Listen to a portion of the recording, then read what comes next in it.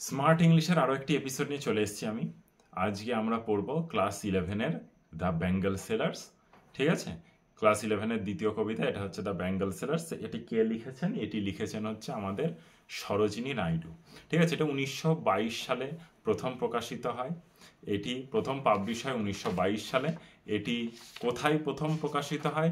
এটি প্রথম প্রকাশিত হয় the bird of time, BIRD, the bird of time, এটাতে প্রথম প্রকাশিত হয় 1912 সালে। ঠিক আছে, তাহলে বেঙ্গল সেলার্স কথার অর্থ কি? বেঙ্গল সেলার্স কথার অর্থ হচ্ছে চুরি বিক্রেতা। কবি আমাদের সরোজিনী নাইডু, ইনি তো মহিলা কবি, ইনি হচ্ছেন বেঙ্গল সেলার্স, চুরি বিক্রেতাদের নিয়ে যে কবিতাটা লিখেছেন। এটার মধ্যে দিয়ে কবি একটা মেয়ের ছোট্ট বয়স থেকে একদম তার বার্ধক্য বয়স অবধি জীবনের যে স্টেজগুলো আছে, পর্যায়গুলো আছে, সেই পর্যায়গুলো নিয়ে তিনি আলোচনা করেছেন।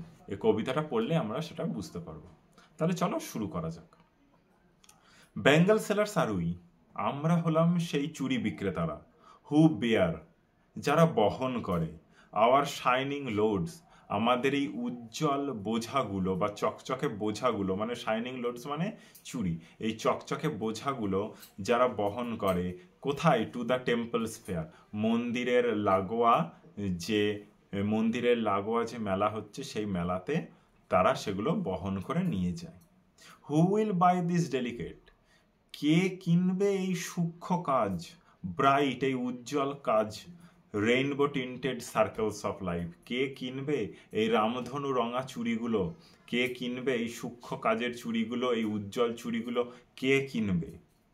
এইরমভাবে সেই বেঙ্গল সেলার্স চুরি বিক্রেতারা হাঁক দেয়।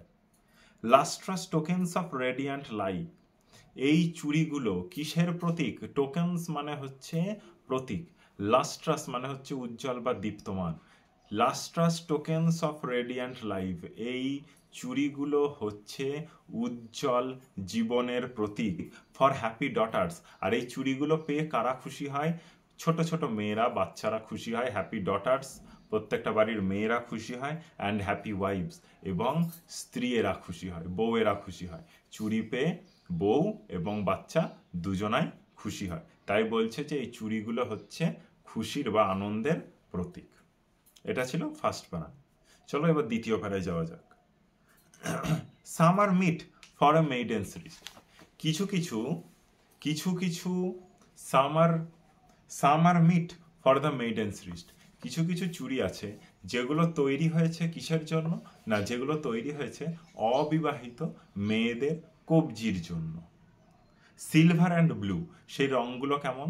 সেই রঙগুলো হচ্ছে সিলভার, রূপলি, অ্যান্ড ব্লু, এবং নীলাভ। অ্যাজ দ্য মাউন্টেন মিস্ট, ঠিক যেমন পর্বতের উপরে থাকা, একদম পর্বতের উপরে যেমন একদম কুয়াশায় আচ্ছন্ন থাকে, ঠিক পর্বতের উপরে থাকা কুয়াশার মতন সেই রঙটা অবিবাহিত মেয়েদের চুড়ির রঙটা ঠিক তেমন হয়। এখানে মাউন্টেন মিস্টের সাথে তুলনা করা হয়েছে কেন? পর্বতের উপরে থাকা চুড়ির সাথে কেন তুলনা করা হয়েছে? পর্বতের উপরে থাকা চুড়ির সাথে তুলনা করা হয়েছে, তার কারণটা হচ্ছে অবিবাহিত মেয়েদের জীবনটা যেমন একটা কুয়াশায় বা ধোঁয়াশায় ঢাকা থাকে। তাদের ভবিষ্যতে কি ঘটতে চলেছে, তারা কেমন সংসারে গিয়ে পড়তে চলেছে, তাদের আসছে জীবনে কত তাড়াতাড়ি তারা একটা সফলতা পাবে, বা তাদের জীবনে কি হতে চলেছে, তারা কি কোনো ভুল পদক্ষেপ নিয়েছে, একটা সম্পূর্ণ একটা ধোঁয়াশার মধ্যে যেটা থাকে, সেটার সাথেই কবি এখানে তুলনা করেছেন। সাম আর ফ্লাস্ট লাইক দ্য বার্ডস, কিছু কিছু আছে চুড়ি যেগুলো হচ্ছে ফ্লাস্ট, মানে হচ্ছে একদম খুব উজ্জ্বল লাল হয়। ফ্লাস্ট কথার অর্থ হচ্ছে ক্রিমসন, মানে একদম পুরো উজ্জ্বল লাল। ঠিক আছে, কিছু কিছু চুড়ি আছে যেগুলো একদম লাল, দ্যাট লাইক দ্য বার্ডস, একদম ঠিক ফুলের কুড়ির মতন, যেমন গোলাপ ফুলের কুড়িটা খুব লাল হয়, ঠিক একদম কুড়ির মতন সেগুলো লাল হয়। দ্যাট ড্রিম, দেখো দ্যাট ড্রিম, যেগুলো স্বপ্ন দেখে। এখানে স্বপ্ন দেখার কথা বলেছে। একটা ছোট্ট ফুলের কুড়ি কি স্বপ্ন দেখবে? না। কিন্তু তাহলে ফুলের কুড়িটা দিয়ে কাকে বোঝানো হয়েছে? সেই অবিবাহিত মেয়েদের কবি বুঝিয়েছেন, তাদের অবিবাহিত মেয়েদের ফুলের কুড়ির সাথে তুলনা করেছেন, এবং করে বলেছে সেই অবিবাহিত মেয়েরা স্বপ্ন দেখে।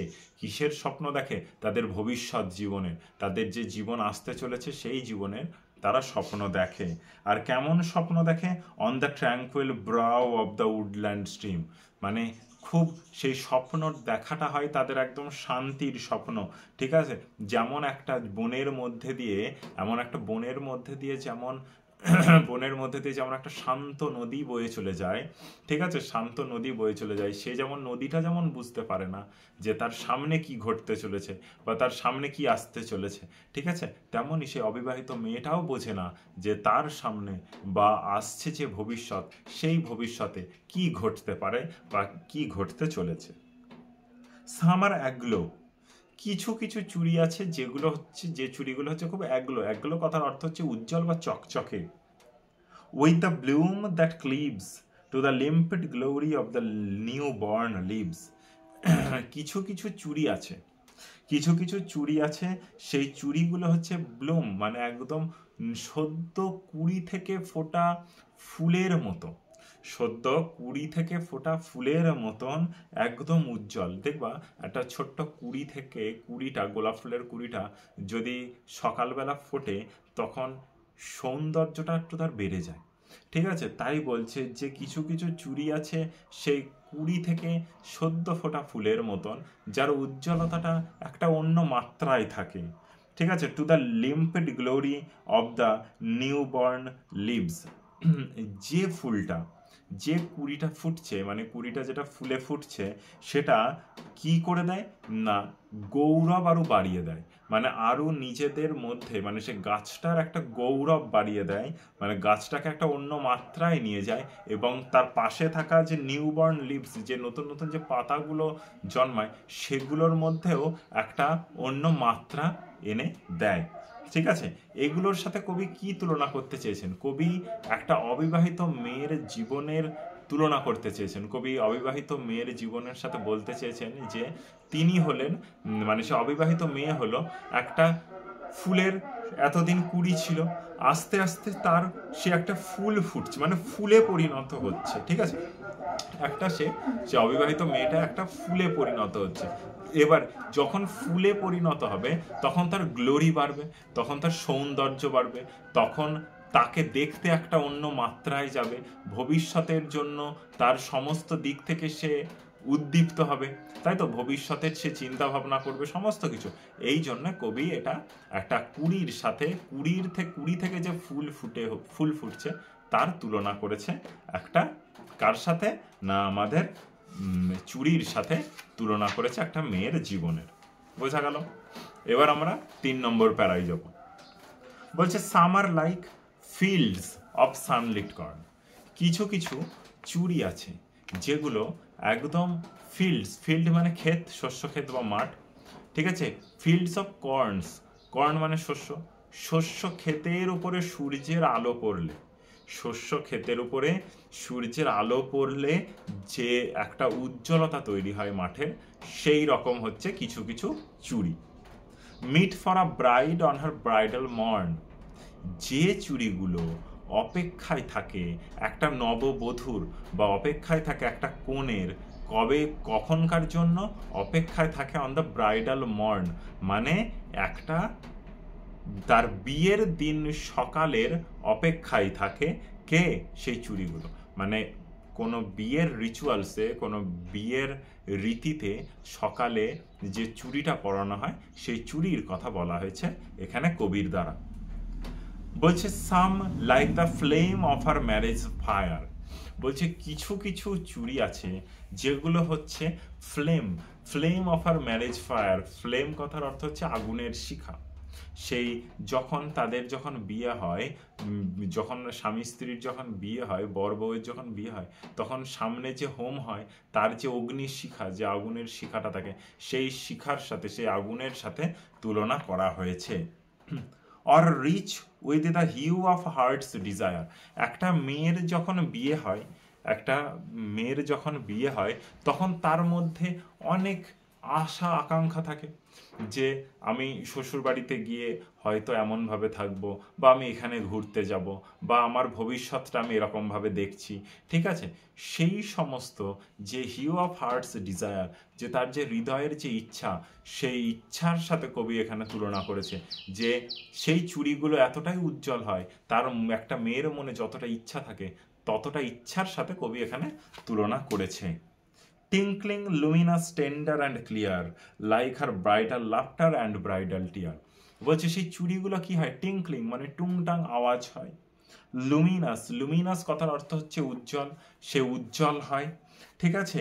টেন্ডার, টেন্ডার কথার অর্থ হচ্ছে নরম বা কোমল, ঠিক আছে। সেই চুড়িগুলো কিছুটা কোমল হয়, কেমন কোমল হয়, চুড়ি কোমল বলছে যে একদম মেয়ের হাতটা যেমন নরম হয় মেয়েদের হাত, তেমনই বলছে যে সেই নরম হাতে একদম সে চুড়ি। বলছে টিঙ্কলিং মানে টুংটাং আওয়াজ হয়, লুমিনাস, লুমিনাস কথার অর্থ হচ্ছে উজ্জ্বল, টেন্ডার মানে নরম বা মানে হচ্ছে নরম, আর হচ্ছে অ্যান্ড ক্লিয়ার মানে হচ্ছে এবং পরিষ্কার, ঠিক আছে। কেমন পরিষ্কার, like her bridal laughter and bridal tear, ঠিক যেমন একটা মেয়ে বিয়ের দিন আনন্দে যেমন সুন্দরভাবে হাসে, ঠিক তেমন পরিষ্কার সেই চুরির আওয়াজ, তেমন পরিষ্কার সমস্ত কিছু, ঠিক আছে। আবার যেমন একটা মেয়ে যখন বিদায় বেলায়, যখন বাড়ির থেকে সেপারেশন পেন, যখন এক বাড়ি থেকে যখন অন্য বাড়িতে চলে যায়, বাপের বাড়ি থেকে যখন শ্বশুর বাড়িতে চলে যায়, তখন যে তার মধ্যে যে সেপারেশন পেন, ঠিক আছে, ছেড়ে যাওয়ার যে দুঃখ বেদনা, সেই বেদনার কথাও কবি এখানে বুঝিয়েছেন। বোঝা গেল তাহলে 3 নম্বর প্যারা। চলো এবার 4 নম্বর। সাম আর পার্পল, কিছু কিছু চুড়ি আছে যেগুলো হচ্ছে একদম পার্পল, মানে পার্পল মানে বেগুনি রঙের, অ্যান্ড গোল্ড ফ্লেক্ট গ্রে, এবং গোল্ড ফ্লেক্ট গ্রে মানে সোনালি বর্ণটা ধূসর হয়ে গেছে, মানে গোল্ড ফ্লেক্ট মানে গোল্ডটা সোনালি বর্ণটা সেটা একদম ধূসর হয়ে গেছে, ঠিক আছে, গোল্ড ফ্লেক্ট গ্রে। ফর শি, এই চুড়িগুলো তাদের জন্য, who has journeyed through life midway, এই চুড়িগুলো সেই সব মহিলাদের জন্য যারা জীবনের অর্ধেকটা সময় বা ম্যাক্সিমাম জীবনটা বা অর্ধেকটা জীবন সে কাটিয়ে চলে এসেছে, তাই তো, যারা এক্সপিরিয়েন্সড হয়, যারা অভিজ্ঞতা সম্পন্ন হয়, যেমন প্রত্যেকের বাড়ির মায়েরা যারা জীবনের অর্ধেকটা কাটিয়ে চলে এসেছে। হুজ হ্যান্ডস হ্যাভ চেরিশড, যার হাতগুলো চেরিশড মানে লালন পালন করেছে, হুজ লাভ হ্যাজ ব্লেসড, যার ভালোবাসায় আমরা সবাই কি হয়েছি, আমরা সবাই আপ্লুত হয়েছি, যার ভালোবাসা পেয়ে আমরা সবাই আশীর্বাদ পেয়েছি, ভালোবাসাটা আশীর্বাদ হিসাবে পেয়েছি। And cradled fair sons on her faithful breast, এবং cradled fair sons on her faithful breast, এবং যে ক্রেডেলড, ক্রেডেলড কথার অর্থ হচ্ছে দোল দেওয়া, ঠিক আছে, যে তার ছেলেকে বা বাচ্চাকে দুলিয়েছে, এবং অন হার ফেথফুল ব্রেস্ট বুকে জড়িয়ে ধরে যে মা তার বাচ্চাকে দুলিয়েছে।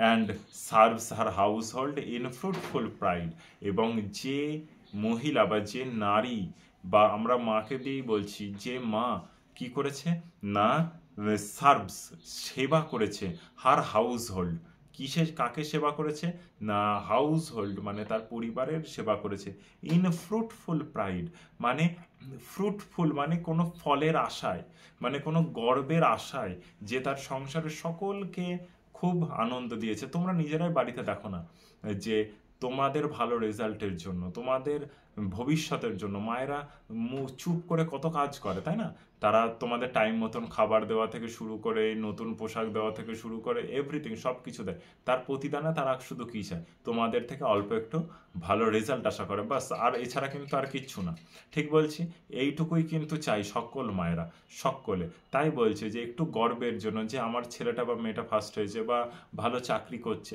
শুধু এইটুকুর আশাতেই তারা মানে মায়েরা তাদের সমস্তটা দিয়ে দেয় সংসারের জন্য। অ্যান্ড ওয়ারশিপস দ্য গডস, এবং তারা ভগবানের পুজো করে। অ্যাট হার হাজব্যান্ডস সাইড মানে তার স্বামীর পাশে বসে সে কি করে না, তার স্বামীর পাশে বসে সে ভগবানের পুজো করে, তারা স্বামীকেও ভগবান রূপেই পুজো করে, স্বামীকেও ভগবান রূপেই মানে, তাই কিন্তু স্বামীর পাশে বসে তারা ভগবানের উদ্দেশ্যে পুজো পাঠ করে। এটা ছিল আমাদের বেঙ্গল সেলার্স কবিতাটা, ঠিক আছে।